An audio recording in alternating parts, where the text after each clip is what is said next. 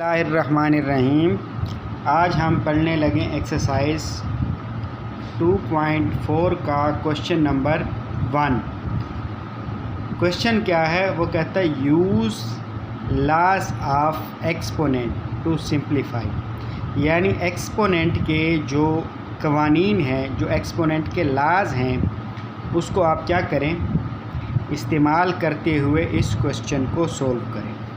अच्छा, क्वेश्चन क्या है? क्वेश्चन है, हमें गिवन है कि ये हम पहला पार्ट करने लगे। क्वेश्चन नंबर 1 के 4 पार्ट्स हैं और इस एक्सरसाइज में इंतहाई अहम क्वेश्चन हैं। जो पहला क्वेश्चन है इसका, ये जो पहला पार्ट है ये, और इसका 4th पार्ट जो हम पिछले लेक्चर में पढ़ चुके हैं।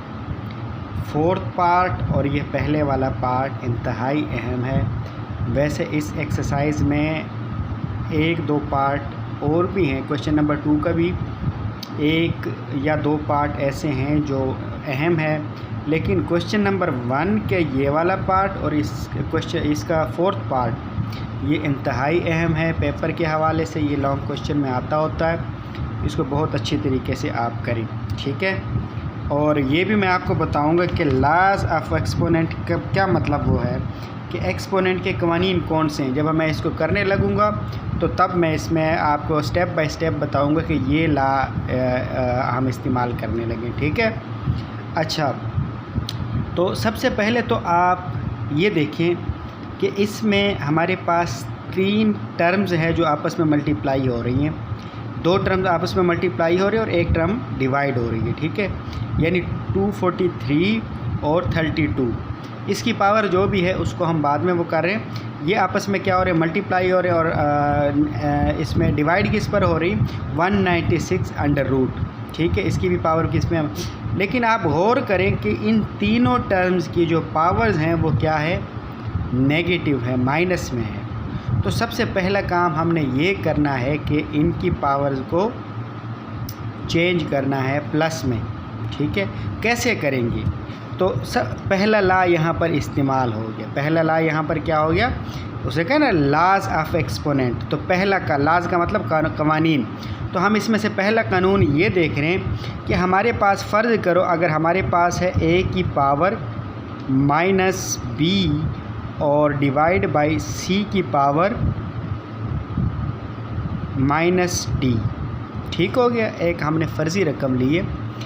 तो हम इसको कैसे लिख सकते हैं? जब हम इस a को नीचे ले आएंगे तो ये हो जाएगा a की पावर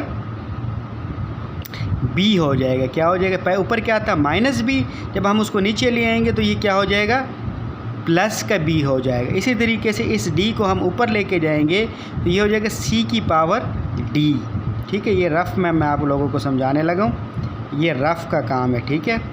बेशक आप इसको शो ना करें, लेकिन इसको समझ लें। पेपर में आपको इसको शो कर लें तो ठीक है, नहीं भी करेंगे तो चल जाएगा, ठीक है। इस पे नंबर नहीं कटेंगे, लेकिन आपको पता होना चाहिए कि जब हम किसी टर्म्स को ऊपर से नीचे लेकर आते हैं तो उसकी पावर की इलामत चेंज करते हैं। अगर प्लस में है तो उसको माइनस में लिखते हैं, माइनस में है तो उसको प्लस में लिखते हैं, ठीक है। तो पहला ला हमने सीख लिया कि अगर किसी टर्म्स की पावर माइनस में है और हम चाहते हैं कि उसको हम प्लस में लिखें, तो हम क्या करते हैं, उसको अगर ऊपर है तो उसको नीचे ले आते हैं, अगर नीचे है तो उसको हम क्या कर लेते हैं, ऊपर ले जाते हैं, ठीक है। तो अब ये देखें, ये हमारे पास ये जो 243 है इसको और ये अंडर रूट 196 है। पहले तो हम इसको ऊपर लिख लेते हैं। ये हमने लिखा अंडर रूट 196। अब इसकी पावर कितनी है, इसकी पावर है -1, लेकिन जब हम इसको ऊपर लेके जाएंगे तो इसकी पावर हो गई +1। और आपको पता है कि प्लस पावर, प्लस हम लगाते नहीं हैं, और 1 तो वैसे कोई भी, अगर हमारे पास रकम है, मैं फ़र्ज़ कहूँ कि हमारे पास यहाँ पर x है, तो x की कोई पावर नहीं लिखी मैंने, तो इसका क्या मतलब है कि x की पावर 1 है, ठीक हो गया। तो 1 पावर होती है कि अगर आप ना भी लिखें तो तब भी 1 होती है, ठीक है। इसका मतलब है ये जो माइनस का 1 था ये ऊपर आके प्लस का 1 बना, लेकिन हमने इसको लिखा नहीं है। और ये जो स्क्वायर रूट है इसका मतलब भी पावर है, इसका मतलब है 1/2, इसको हम बाद में लिख लेंगे, ठीक है। अच्छा, एक तो हमें इस चीज़ की समझ आ गई। अब ऊपर हमारे पास 243 है, उसकी पावर कितनी है -3/2। तो हम उसको 243 को जब हम नीचे लिखेंगे तो उसकी पावर हम किस में लिखेंगे, अब हम कहेंगे कि इसकी पावर है 2/3। किस में लिखी हमने, प्लस में। इसी तरीके से हमारे पास ये जो 32 है इसकी पावर कितनी है, इसकी पावर है -1/5। जब हम इसको भी नीचे लिएंगे तो ये हो गई 1/5। पहले स्टेप में हमने जस्ट ये किया कि हमारे पास जो पावर माइनस में गिवन थी उसको हमने प्लस में लिख ली है। दूसरा स्टेप ये करें, इस 243 की, 32 की और 196 की फैक्टराइजेशन कर लें। ठीक है, तो इंतहाई आसान है। आप पहले फैक्टराइजेशन को पढ़ चुके हैं, हम फैक्टराइजेशन करने लगे हैं। ज़रा तवज्जो करें, ये हमने लिखा, इसको पहले मैं करने लगा हूँ 243 का। अच्छा, जो पार्ट 4 है उसमें भी 243 है और उसकी भी हमने फैक्टराइजेशन की हुई है, वैसे ही यहाँ पर भी करनी है 3 पर। अच्छा, फैक्टराइजेशन का भी एक रूल है। रूल क्या है कि आप सबसे पहले छोटे नंबर से शुरू करें। जैसे सबसे पहले छोटा नंबर आता है, वैसे तो नंबर छोटा 1 से शुरू होता है, लेकिन फैक्टराइजेशन 1 पे तो कोई करता नहीं है, इसलिए हम कहते हैं कि फैक्टराइजेशन को हम 2 से शुरू करते हैं, फिर ऑनवर्ड आगे चलते रहते हैं। ठीक है, तो फिर उसको यानी अगर 2 पर ना जाता हो तो फिर हम 3 पे जाते हैं, 4 पे जाते हैं, 5, 6, 7 ऐसे हम इंक्रीज़ करते जाते हैं। तो सबसे पहले कहाँ से शुरू करते हैं, 2 पे। अब 2 पर ये चूँकि आखिरी हिस्सा जो है वो आपको नज़र आ रहा है कि ऑड है, ये तो हो जाएगा 24, लेकिन फिर ये नहीं होगा, इसलिए इसको हम करने लगे 3 पर। तो ये हो जाएगा हमारे पास 3 8 दा 24 और 3 1 दा 3। अगेन इसको हम किस पर करेंगे, 3 पर करेंगे। 3 1 दा 3, 3 2 दा 6 और इसमें से 2 बचे 21 हुए। तो 21 को हम जब 3 पर करते हैं तो हमारा आंसर क्या होता है, 7 होता है, यानी 3 7 दा 21 होता है। ठीक हो गया।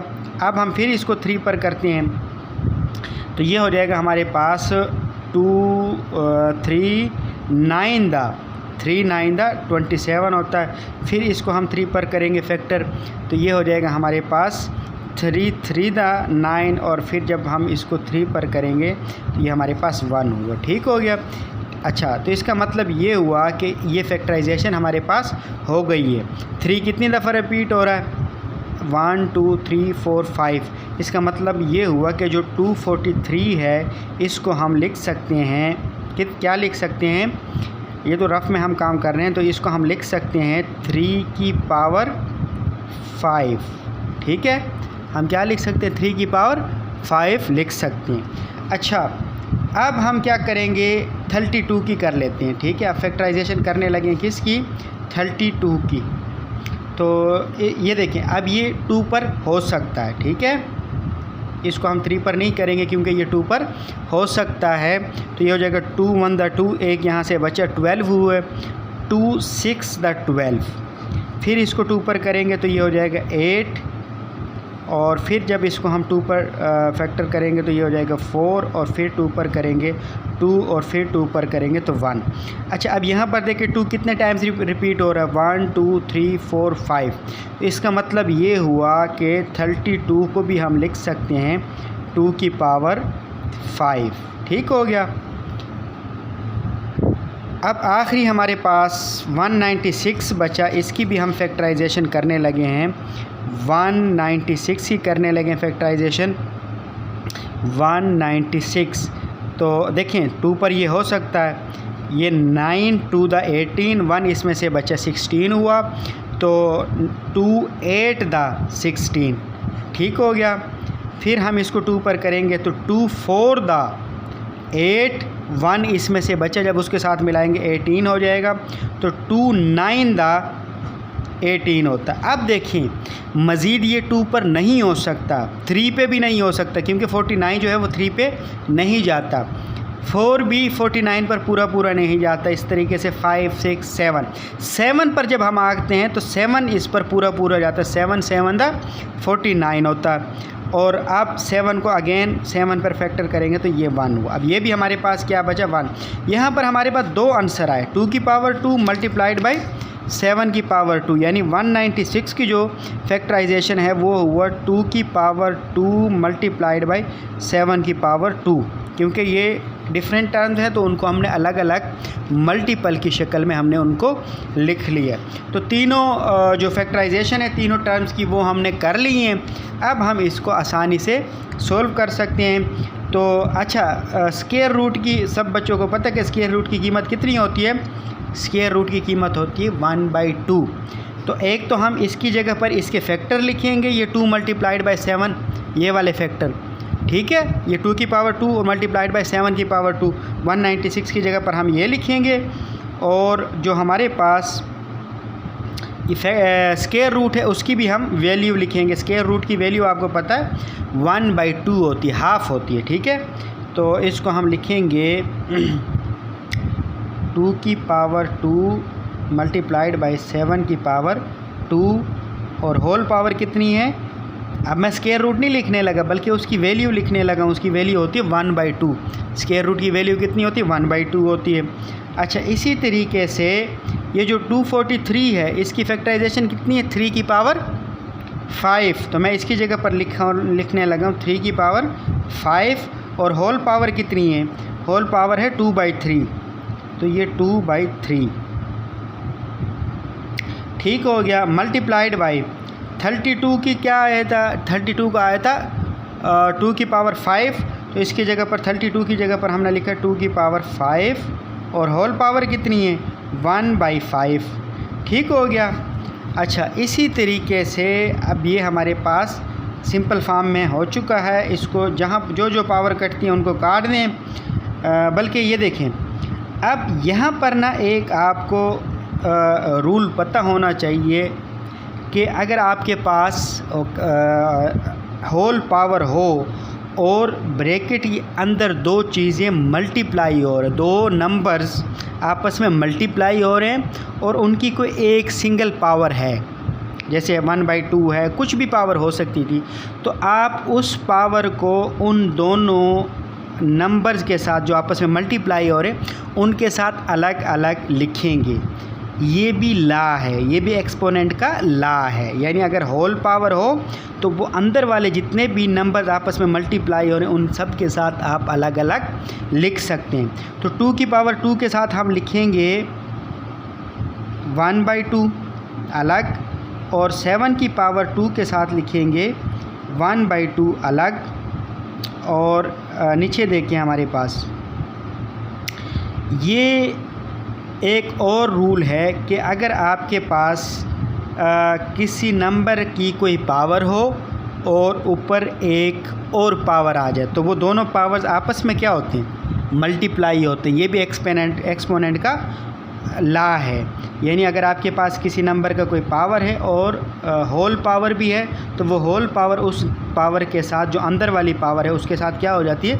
मल्टीप्लाई हो जाती है। जब हम 5 को मल्टीप्लाई करते हैं 2/3 के साथ तो ये हो जाता है 10/3, यानी हमारे पास आंसर आ जाएगा 3 की पावर 10/3। ठीक हो गया, इंतहाई आसान बात है, कोई इसमें मुश्किल कोई बात नहीं है। 5 को जब हम मल्टीप्लाई करते हैं, देखिए 5 को मैं मल्टीप्लाई करने लगा हूँ किसके साथ? 2/3 के साथ, तो ये 5 to the 10 हुआ और नीचे वाला जो 3 है वो वैसे ही आ जाएगा। ठीक है। अच्छा, अब हमारे पास क्या है? और ये देखें, ये आपके पास सिंपल हो चुका है, ये 1/5, और जब आप 5 को 1/5 के साथ मल्टीप्लाई करते हैं तो क्या होता है? 5 से 5 कैंसिल हो जाता है। नीचे क्या खाली क्या बचा आपके पास? 2 की पावर 1। 2 की पावर 1 पावर लिखें ना लिखें, हम खाली क्या लिख सकते हैं? उसको 2 लिख सकते हैं। यानी 2 की पावर 1 और 2 का मतलब क्या है? एक ही है। 1 पावर लिखे ना लिखे, जहाँ पर भी 1 पावर आए उसको अगर आप नहीं भी लिखेंगे तो वो क्या होगा? दरअसल वो अगर आप नहीं भी लिखेंगे तो वो लिखा हुआ होगा। ठीक है, ये बात क्लियर हो गई है। अब आप ये देखें, ये 1/2 मल्टीप्लाइड बाई 2, 2 से 2 कैंसिल हो जाएगा। 1/2 मल्टीप्लाइड बाई 2 ये भी कैंसिल हो जाएगा। तो अब आपके पास क्या बचा? ऊपर बचा आपके पास 2 मल्टीप्लाइड बाई 2 मल्टीप्लाइड बाई 7 और डिवाइड बाई, ये देखें, ये इंतहाई, इसको ज़रा देखिए, ज़रा समझने की बात है कि ये क्या है, आपके पास 10 है, क्या है 10। इस 10 को हम ये भी तो लिख सकते हैं, ये हमारे पास 10/3, इसकी पावर कितनी है 10, 3 की पावर है 10/3। तो इसको हम लिख सकते हैं कि हम इसको ब्रेक करके लिख लें कि 3 को हम लिख लेते हैं 3 की पावर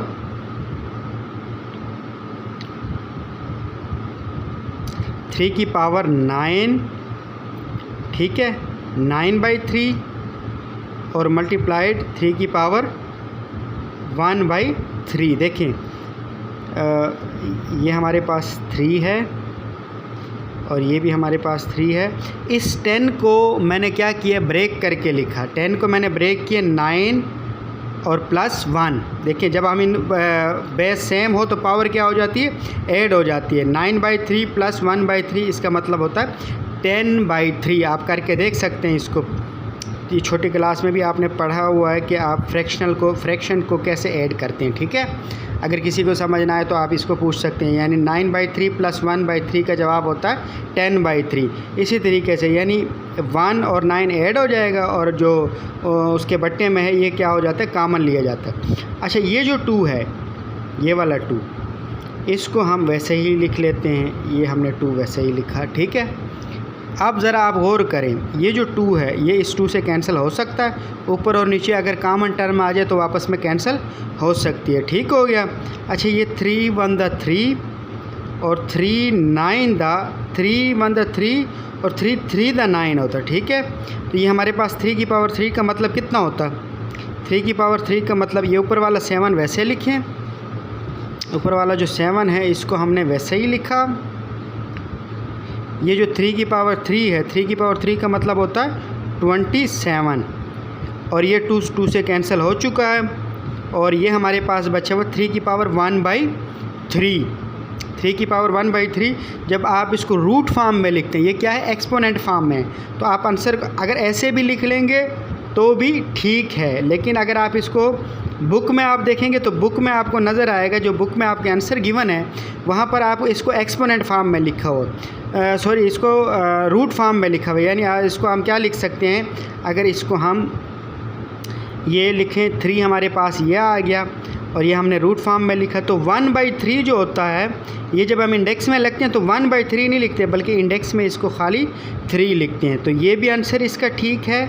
और अगर आप इसको सिंपली ऐसे लिखना चाहें, ऊपर आप इसको लिख लें 7, ये जो 7 बचा हुआ है उसको वैसे लिख लें, इस 27 को B27 लिखें और ये जो मैंने लिखा रूट फॉर्म में इसको आप इसी फॉर्म में लिखें, यानी 3 की पावर 1/3, ठीक हो गया।